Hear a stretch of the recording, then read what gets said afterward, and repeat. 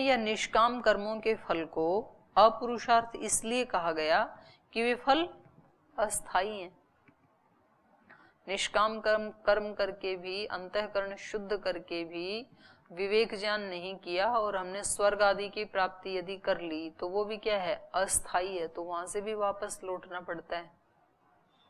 तो अच्छे कर्म करके भी ना व्यक्ति, बहुत ज्यादा अच्छे कर्म करके भी, बहुत दान पुण्य करके भी, धर्मात्मा होकर के भी मोक्ष को प्राप्त कर लेगा, ऐसा नहीं है। वो तो ज्ञान से ही होगा। आत्मा स्वतः मुक्त है, अर्थात अचेतन प्रकृति से सर्वथा भिन्न है। वैसे तो वो उसके साथ मिल ही नहीं सकता है। अच्छा, ये तो मैंने आगे पढ़ना शुरू कर दिया। काम्य या निष्काम कर्मों के फलों को अपुरुषार्थ इसलिए कहा कि वे फल नश्वर हैं, अस्थायी हैं। तो फिर विवेक ज्ञान से होने वाले अपवर्ग रूपी फल को उन्हीं के समान क्यों ना माना जाए? अगर ये सारे ही अस्थायी हैं, स्वर्ग आदि, तो अपवर्ग भी अस्थायी ही होगा, ऐसा ही मान लेते हैं। और यदि दोनों समान हैं तो फिर अपवर्ग में विशेषता क्या रह जाएगी? फिर क्यों अपवर्ग के पीछे पड़े हैं? तो इसका उत्तर दे रहे हैं। निज मुक्तस्य बंध ध्वंस मात्रम परम न समानत्वम। निज मुक्तस्य कह रहे हैं जो स्वयं ही स्वभाव से ही कैसा है, मुक्त, उस आत्मा के बंध ध्वंस मात्रम, बंध का नाश मात्र ही, नाश ही, परम, परम माने अपवर्ग है। निज मुक्त से बंध ध्वंस मात्रम परम, वो श्रेष्ठ है अपवर्ग। न समानत्वम, तो कर्म फलों के साथ इसकी समानता नहीं हो सकती है। अपवर्ग श्रेष्ठ है उनसे। क्यों श्रेष्ठ है? आत्मा स्वतः मुक्त है, अर्थात अचेतन प्रकृति से सर्वथा भिन्न है। वह प्रकृति के संपर्क में आने पर बद्ध समझा जाता है। तो इस स्थिति में वह अपने आप को प्रकृति का स्वरूप समझता है। वह चेतन को अचेतन समझने लगता है और अचेतन को चेतन समझने लगता है। प्रकृति से सर्वथा भिन्न होने पर भी उसकी यह भावना उसको इस अवस्था में लापटकती है। अलग होने पर माने मृत्यु के समय या स्वर्ग आदि जाते समय उससे अलग तो हो जाता है, लेकिन उसकी ये भावना उसको फिर ले आती है। तो ऐसी भावना ही अविवेक है, क्योंकि उसने प्रकृति और अपने स्वरूप को अलग अलग जाना नहीं ना अभी, कि मैं चेतन हूं और ये प्रकृति जड़ है, ऐसे जाना नहीं। तो एक ही मान रखा है, तो इसलिए वो वहां से भी लौट आता है। इसके कारण प्रकृति से संपर्क होना यही बंधन है। जब समाधि भावना से आत्मा अपने चेतन स्वरूप का साक्षात्कार कर लेता है और प्रकृति के अचेतन स्वरूप को पहचान लेता है, उस समय अविवेक की भावना नष्ट हो जाती है, क्योंकि प्रकृति और पुरुष के विवेक का ज्ञान उसको रहने नहीं देता। किसको नहीं रहने देता? अविवेक को। जब अविवेक नहीं रहा तो उससे होने वाला प्रकृति का भोगजनक संपर्क भी आत्मा के साथ नहीं रहता, फिर भोग भी नहीं करता ये। तो यही आत्मा के बंधन का नाश हो जाना है। इसमें किसी अपूर्व भोग फल रूप की प्राप्ति नहीं होती। मतलब विवेक ज्ञान होगा तो कुछ नया मिल जाएगा, ऐसा नहीं है कि जो पहले नहीं था अपूर्व भोग, अपूर्व कोई भोग मिल जाएगा, ऐसा नहीं है। बल्कि जो पहले कर रहे थे उसके प्रति आंखें खुल जाएंगी। जो पहले भोग रही थी, पहले तो एक ही होकर के भोग रहे थे प्रकृति के साथ, लेकिन ये इस विवेक होने पर अलग अलग दिखाई देने लगेगा। इसलिए अपवर्ग को कर्म फल के समान नहीं कहा जा सकता। मतलब वहां कोई फल प्राप्ति तो होगी नहीं, अपने स्वरूप में प्रतिष्ठित हो जाएगा, नया कुछ भी नहीं आएगा इस प्रकार। लेकिन हमारे लिए तो वही नया है, क्योंकि अभी जब हम अपने स्वरूप में नहीं हैं और जब हम अपने स्वरूप में आ जाएं तो हमारे लिए तो वही एक नई उपलब्धि होगी। इस प्रकार स्वभावतः मुक्त अर्थात जड़ प्रकृति से सर्वथा भिन्न चेतन स्वरूप आत्मा के प्रकृति ही संपर्क रूप बंधन का न होना ही मोक्ष है। मोक्ष कोई विशेष उपलब्धि नहीं है, बल्कि इसके साथ संपर्क हटा देना ही मोक्ष है।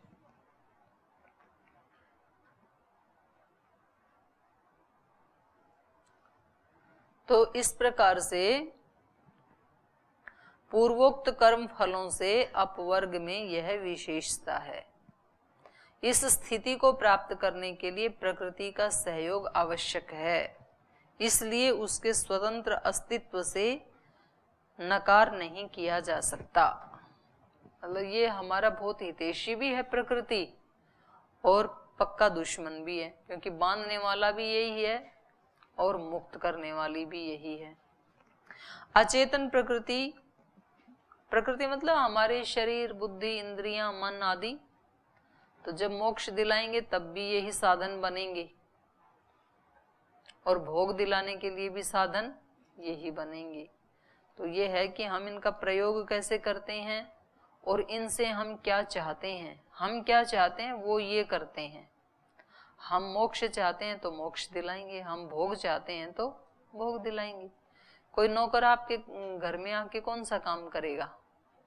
जो आप करवाएंगे, तो उसकी तो चॉइस नहीं है, जो आप कहेंगे वो करने लगेगा। अचेतन प्रकृति, उसके विकार और चेतन आत्मा के अस्तित्व का प्रतिपादन किया गया, पर इन समस्त तत्वों का परीक्षण प्रमाण के द्वारा होता है।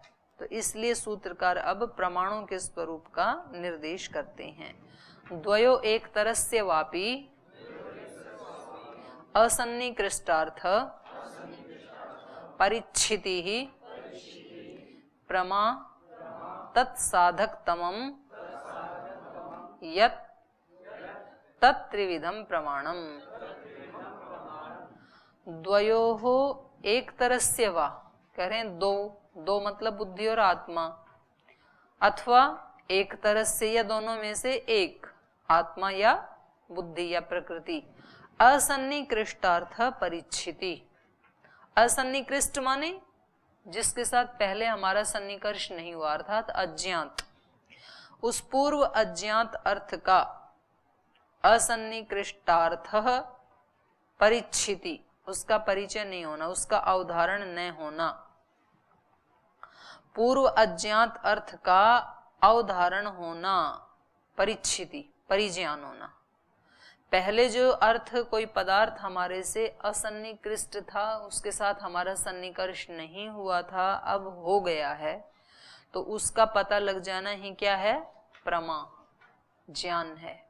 पहले कोई चीज हमारे इंद्रियों के सन्निकर्ष में नहीं थी, अभी सन्निकर्ष में आ गई, तो ये जो असन्निकृष्टार्थ है, ये जो इसकी परिच्छिति है, परिज्ञान है, ये ही प्रमा है। और उस ज्ञान के, उस प्रमा के प्राप्त करने में यत् साधक तमम तत्, जो उसका अतिशय साधन बनता है, वो क्या है? तत्त्रिविधम प्रमाणम, वो तीन प्रकार का प्रमाण ही है। हमारे लिए अभी बिल्कुल अज्ञात अर्थ क्या है? मोक्ष, अपवर्ग या स्वर्ग आदि भी। तो कह रहे हैं उनमें वो जो अज्ञेय अर्थ है, उसके असन्निकृष्टार्थ परिच्छिति, उसका हमें थोड़ा भी ज्ञान हो जाए, चाहे वो हमें आगम प्रमाण से हुआ या अनुमान प्रमाण से हुआ, कैसे भी हुआ, उस साधन, उस ज्ञान का जो साधन है, साधक तमम करणम, करण की परिभाषा व्याकरण ने भी यही दी ना। करण क्या होता है? जो साध्य को सिद्ध करने में सबसे ज्यादा सहयोगी है, साधक तमम, उसको करण कहा। ऐसे तो परंपरा से तो कई चीजें सहायक होती हैं, लेकिन जो सबसे विशेष उसमें निमित्त बनता है, उसको करण कहा, उसको साधन कहा। तो यहाँ प्रमाण ही सबसे श्रेष्ठ साधन बनते हैं। और प्रमाण तीन हैं, प्रत्यक्ष, अनुमान और शब्द। तो सांख्य ने भी और योग ने भी तीन को माना है। तो हम या तो हमारे पास हम ऐसी पुस्तकें पढ़ें, वेद, दर्शन, उपनिषद आदि, जिसमें उन ऋषियों के शब्दों के बारे, उनके ज्ञान की अनुभूति उन्होंने लिखी है, तो ये हमारे लिए साधकतम हो सकते हैं, साधन ये बन सकते हैं। या तो फिर इच्छा, द्वेष, प्रयत्न आदि इनको जान करके अनुमान प्रमाण से, और हम थोड़ा चिंतन मनन करें, एकांत में थोड़ा विचार विमर्श करें, अपने साथ आत्म संवाद करें, आत्मा को और प्रकृति को लेकर के, तो ये बन सकता है। और या फिर तीसरा तो प्रत्यक्ष। इन सब का भी उत्कृष्ट रूप में सारे संशयों का नाश तो कब होगा? जब प्रत्यक्ष होगा। उसके अलावा विवेक ज्ञान का और कोई चारा नहीं है। तो विवेक ज्ञान के लिए साधक तम कौन है? प्रमाण है। जिस अर्थ को हमने अभी तक नहीं जाना उसका अवधारण, उसका तत्व ज्ञान, असन्निकृष्टार्थ परिच्छिति ही अर्थात निश्चयात्मक ज्ञान, उसका तत्व ज्ञान, ये प्रमा कहलाता है। चाहे यह प्रमा आत्मा और बुद्धि दोनों को हो या फिर दोनों में से एक आत्मा को हो, उस प्रमा का जो साधक तम है अर्थात जो सबसे उत्कृष्ट साधन है, जिसके तत्काल अनंतर माने उसके तुरंत बाद प्रमा की उत्पत्ति हो जाती है, ज्ञान की उत्पत्ति हो जाती है, वो है प्रमाण। तो प्रमाण के बिना शुद्ध ज्ञान की प्राप्ति नहीं हो सकती। इसलिए पूछते हैं ना कि आप कह रहे हैं ये ऐसा है, तो बोले इसमें प्रमाण, कोई प्रमाण है आपके पास? अगर आपके पास प्रमाण है तो आपके कथन को सत्य माना जाएगा, अगर आपके पास प्रमाण नहीं है तो फिर तो वो असत्य नहीं माना जाएगा। तो कह रहे हैं वो जो ज्ञान है, उत्कृष्ट ज्ञान, वो जो प्रमा है, उसकी उत्पत्ति का साधन प्रमाण है, जो 3 प्रकार का होता है, प्रत्यक्ष, अनुमान और शब्द। प्रत्येक प्रमाण में यथाक्रम इंद्रिय, लिंग ज्ञान या शब्द या पद ज्ञान के द्वारा बाह्य विषय बुद्धि में उपस्थित होते हैं। अनुमान में लिंग ज्ञान से, शब्द प्रमाण में शब्द या पद ज्ञान से बाह्य विषय बुद्धि में उपस्थित होते हैं। उस समय बुद्धि विषय आकार हो जाती है। तदाकार क्या है वो? तदादृष्टु ना वृत्ति सारूप्य में तरत्र, वृत्ति सारूप्य हो जाता है। मान लीजिए हमारे सामने एक फल रखा है, चक्षु इंद्रिय के द्वारा उसका आकार, रूप, गोलाई सब बुद्धि को प्रभावित करता है।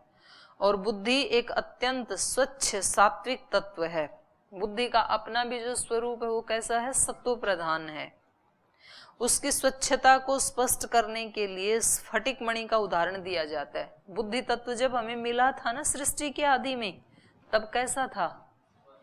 स्फटिक मणि जैसा था।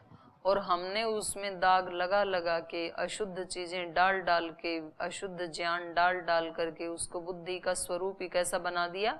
काला पीला कर दिया सब। तो कई रंग की, बहुत रंग वाली बुद्धि हो गई हमारी अभी। तो इसका अपना निजी स्वरूप कैसा है? स्वच्छ है, सात्विकता प्रधान है। तो यही, हाँ माइक से बोलो।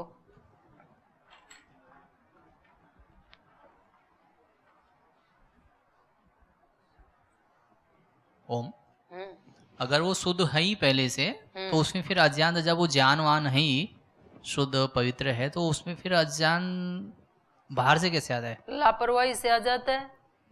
नहीं तो अगर हम तो लापरवाही करते हैं, अब मन लापरवाही करता है, परंतु बुद्धि तो शुद्ध है ना, तो वो फिर वो अशुद्ध को लेता क्यों है फिर वो? नहीं, मन और बुद्धि वो तो एक ही उसके नाम है, अलग अलग। मन, बुद्धि, चित्त, अहंकार सब उसी के ही। लेकिन वो जब लापरवाह हो जाता है ना, आप जब तक जागरूक हैं तो आपके सफेद कपड़े सफेद ही रहेंगे, और जैसे ही आप अजागरूक हुए वैसे कहीं ना कहीं से काले पीले नीले दाग लग जाएंगे खाना वाना खाते समय। तो आत्मा जब तक जागरूक है तब तक तो अशुद्ध नहीं होगा अंतःकरण, और वो ही लापरवाह हो जाए तो फिर वो 1-2 लगा, फिर आपने सोचा कि अब 2-3 तो लग ही गए, चलो अब इसको ना क्लास में नहीं पहनेंगे, रूम में पहन लिया करेंगे इस कटी वस्त्र को, अब इसको दाग के लिए ही छोड़ देते हैं। तो फिर तो और लगने दो उसको, खूब लगने दो फिर। तो ऐसे ही आत्मा सोच लेता है फिर कि चलो अब ठीक है, जो होगा देखा जाएगा। ऐसी प्रमाद से प्रमाद उत्पन्न होता है। एक बार प्रमाद किया तो फिर 2, 3, 4, 10, 20 हजार कितनी भी बार करेगा व्यक्ति। एक बार कोई व्यक्ति अपने उससे गिरता है ना लाइन से, एक बार शराब पीने लगे तो फिर दोबारा भी पी लेगा, 3, 4, 5 बार, फिर तो चाहे रोज ही पिला दो, तो फिर तो वो भूल ही जाता है अपने स्वरूप को। ऐसे एक बार झूठ बोला तो एक बार तो सिखाना पड़ता है बच्चे को।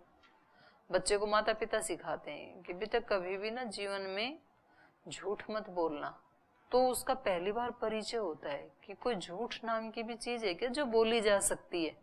अभी तक तो बच्चे ने यही जाना था कि जैसा है वैसा ही बोला जाता है और बच्चे वैसा बोलते भी हैं। फिर माता पिता सिखा देते हैं कि नहीं, इसके अतिरिक्त भी एक तत्व और होता है, पर तू मत करना, वो हम तो करते हैं रोज, आप मत करना। तब उसका परिचय होता है कि अच्छा सत्य भी कोई होती है। तो फिर वो नया नया एक्सपेरिमेंट करता है, फिर वो माँ के ऊपर ही करता है। पहले माँ कहता है यहाँ चीज रखी थी किसने खाई, और वो हाथ में उठाए हुए भी पीछे छिपाते, बोले मैंने तो नहीं खाई। तो वो उसका कहाँ करेगा अनुभव, वहीं करता है पहले।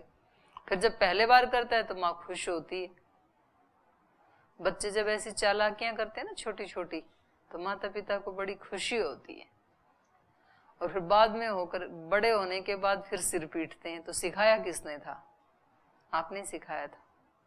तो आत्मा अभी परेशान हो रहा है अज्ञान के कारण, अविद्या के कारण। तो ये अविद्या अज्ञान आया किसके कारण था, मेरे ही कारण आया था, मेरी लापरवाही से आया था। तो अब ये जाएगा कैसे, मेरी जागरूकता से जाएगा। इसलिए यहाँ दूसरे को दोष देने के लिए कोई अवकाश नहीं है। और एक प्रश्न है, दूसरा प्रश्न है कि जब हम विवेक ज्ञान जैसे कभी कभी अगर क्या प्रमाण है उसका कि हमें विवेक ज्ञान हो गया उसका, कि हमने बुद्धि को अलग मन को अलग अनुभव किया है।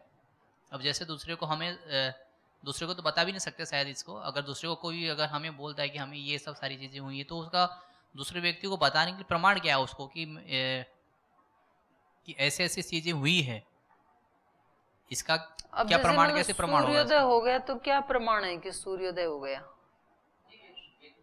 ये तो सभी को दिख रहा है ना, परंतु दूसरे को जैसे कि नहीं, कैसे दिख रहा है सूर्योदय हो गया, इसका क्या प्रमाण है आपके पास? वो दिख रहा है सबको कि वो सूर्य ही प्रमाण है, और दूसरा प्रमाण ये चीजें ठीक से दिख रही हैं। सूर्य नहीं है, इसका क्या प्रमाण है? सूर्य भी नहीं दिख रहा है और चीजें भी नहीं दिख रही हैं। तो विवेक ज्ञान का अपने आप में ही ये प्रमाण है कि जिसको हुआ है उसको दिखाई देता है, और उसको चीजें भी ठीक ठीक दिखाई देती हैं। दूसरे को कैसे बताएगा वो? क्यों बताना है दूसरे को? दूसरा पूछेगा तो दूसरे के लिए उसने विवेक ज्ञान प्राप्त किया ही नहीं। उपदेशक बनने के लिए थोड़ी ना ठेकेदारी ले रखी है। विवेक ज्ञान कभी दूसरे के लिए थोड़ी होता है, अपने लिए होता है। तो दूसरे मानेंगे तो बहुत अच्छी बात है, उनको लाभ होगा, नहीं मानेंगे तो कष्ट उठाएंगे। तो विवेक ज्ञान ऋषियों को हुआ, ऋषियों की बातें कुछ मानते हैं कुछ नहीं मानते हैं, लेकिन वो ऋषि इसलिए थोड़ी बने थे कि आप सब उनकी बात मानेंगे, सांख्य दर्शन पढ़ेंगे, इसलिए चलो विवेक कर लेते हैं, इसलिए नहीं किया उन्होंने। विवेक ज्ञान तो अपने लिए होता है, अपने सुख के लिए होता है। तो पहले से ही मतलब आपका फोकस इस पे है कि मेरे को जो थोड़ा बहुत ज्ञान हुआ है वो दूसरे भी माने कि इस व्यक्ति को ज्ञान हुआ है, और हमारे को दूसरे मानते नहीं है। तो वहीं से साधक की परेशानी शुरू हो जाती है, क्योंकि वो असाधन जब करता है तो लगता है उसको किसी को भी पता नहीं लगना चाहिए। असाधन का, असाधन मतलब जो न करने योग्य था, तो कहीं नींद आ गई, जैसे दिन में सोना, दिन में सोना क्या है, असाधन। तो सो लिया, एक खराटे मार लिए 1-2 घंटे, और फिर पता नहीं लगना चाहिए किसी को कि मैं सोया था, उसको छिपाना चाहता है। किसी की चीज चुरा के खा ली, यहाँ तो नहीं रखते हैं, जो वहां रहते हैं ना यूनिवर्सिटी आदि में हॉस्टल्स में, तो वो अपने घर से लाते हैं कुछ खाने के लिए जहाँ अलाउ होता है, फिर वहां से दूसरे उठा के खा लेते हैं, या घर में भी खा लेते हैं।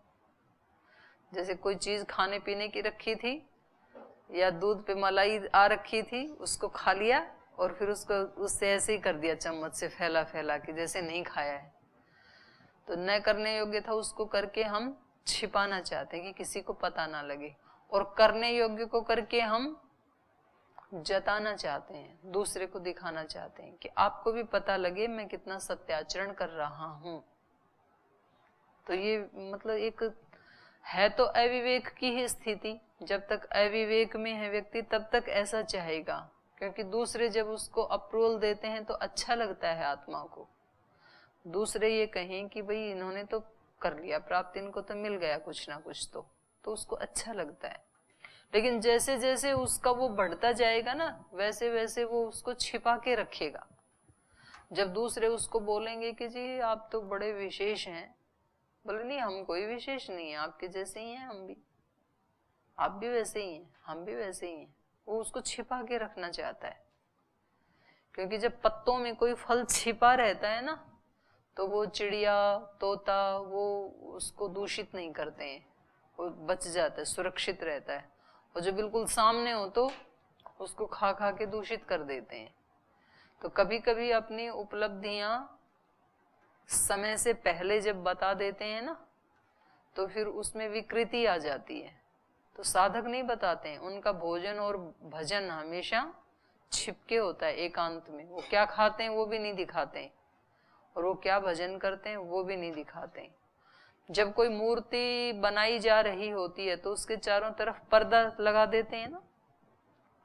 जब वो पूरी बन गई, जब मंदिर में ले आए, स्थापित कर दी, तब उसका अनावरण किया जाता है। तब तक तो आवरण डाल के रखा जाता है।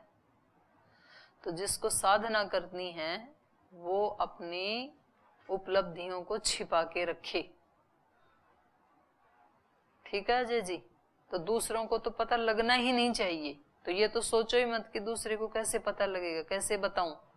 अच्छी ही बात है दूसरे को ना पता लगे, और पता लगे तो भी उसको छिपाने की कोशिश करना। तो जो कीमती चीज होती है वो छिपा के रखी जाती है, उसको बिखेरा नहीं जाता है कूड़े की तरह से। तो हमारी आत्मिक जो उपलब्धियां हैं वो कीमती होती हैं, और कीमती चीज दी भी जाती है तो किसी अधिकारी को दी जाती है। आपके पास सोना है, चांदी है, डायमंड है, तो किसको देते हैं? जो उसका अधिकारी है। आपके बेटे बहू जो भी हैं घर में, माता पिता बच्चे, ऐसे थोड़ी कोई भीख मांगने आया और उसको भी डायमंड उठा के दे दिया। कौन देता है ऐसे? और यदि भिखारी कोई पात्र है, ऐसा श्रेष्ठ कर्म कर रहा है, तो फिर उसको भी दिया जा सकता है। पर दिया तो पात्र को ही जाएगा ना, कीमती चीज ऐसी तो नहीं डाली जाएगी कबूतर के सामने। तो अगर साधक के सामने कोई ऐसा अधिकारी आता है जिसके सामने वो चर्चा की जा सकती है, तो कर भी लेते हैं, और सामान्य रूप से तो नहीं करते हैं। तो ये 3 प्रकार के प्रमाण हैं। जिस अर्थ को हमने अभी तक नहीं जाना उसका अवधारण अर्थात उसका असन्निकृष्टार्थ परिच्छिति, निश्चयात्मक ज्ञान, वो प्रमा कहलाता है।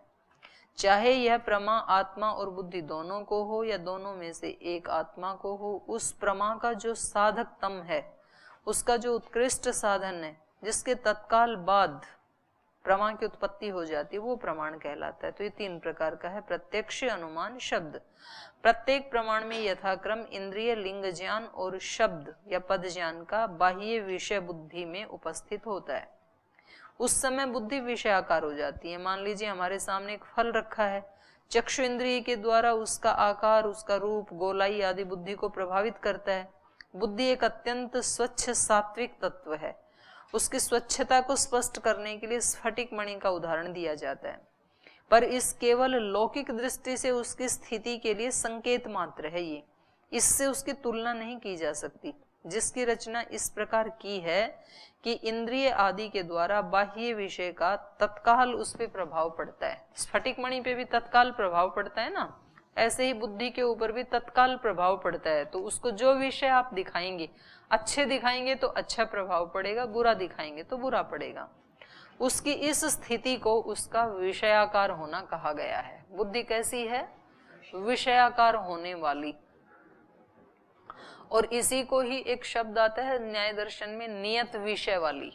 नियत विषय माने जिस विषय के साथ जुड़ती है वैसी ही हो जाती है, स्फटिक मणि की तरह। स्फटिक मणि के सामने लाल, नीला, पीला, काला कैसा भी रंग लाएंगे तुरंत उससे प्रभावित होता है वो। तो प्रकृति का कार्य होने से बुद्धि यद्यपि परिणामिनी है, फिर भी बाह्य विषय का उस पर प्रभाव पड़ना और उसका विषयाकार होना ये उसकी वास्तविक स्थिति में कुछ अंतर नहीं लाता है, माने उसका वास्तविक स्वरूप ऐसा ही है कि वो तत्काल प्रभावित होती है।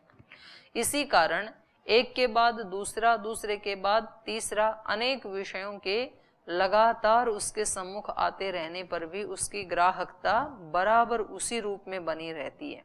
एक विषय को लाए वैसी हो गई, दूसरा विषय लाए फिर वैसी हो गई, अच्छा विषय लाए अच्छी हो गई, तुरंत बुरा विषय लाए तुरंत बुरी हो गई, तुरंत फिर अच्छा लाए तुरंत अच्छी हो गई, ऐसे होती है। विषयाकार बुद्धि आत्मा के लिए उस विषय को प्रस्तुत करती है।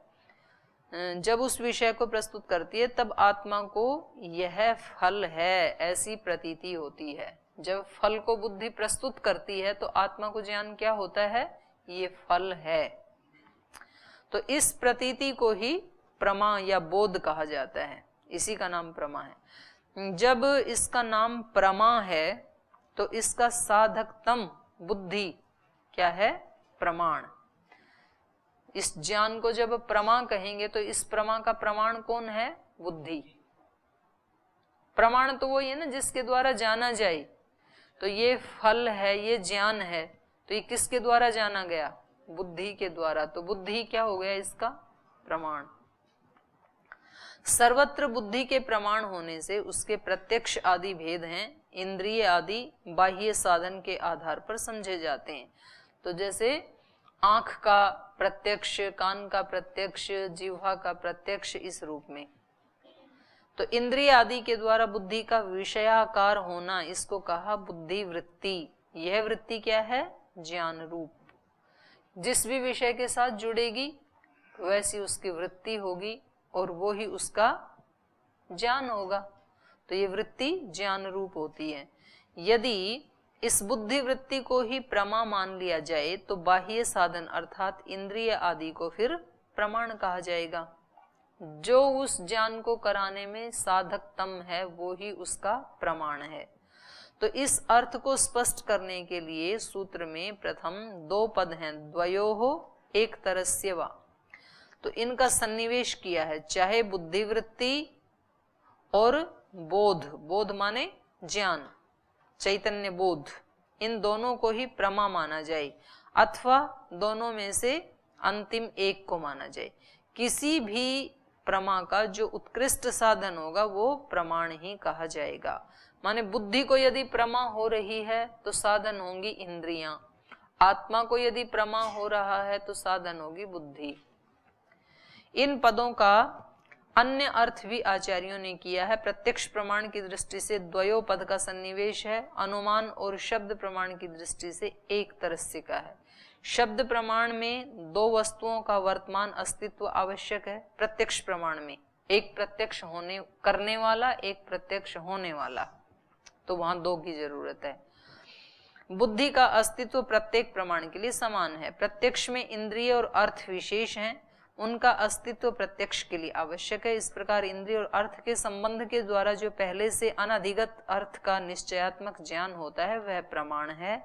इसी प्रकार अनुमान में एक लिंग ज्ञान या शब्द में एक पद ज्ञान का होना आवश्यक है। इसके द्वारा अतीत अनागत अर्थ का भी बोध हो जाता है जो बोध के समय वर्तमान नहीं है। इसलिए एक के अस्तित्व में जो अनधिगत अर्थ का अवधारण होता है वह प्रमाण है। तो इन तीन प्रमाणों का फिर सामान्य रूप से कल लक्षण बताएंगे क्या क्या हैं ये। आज यहीं विराम देते हैं पाठ को।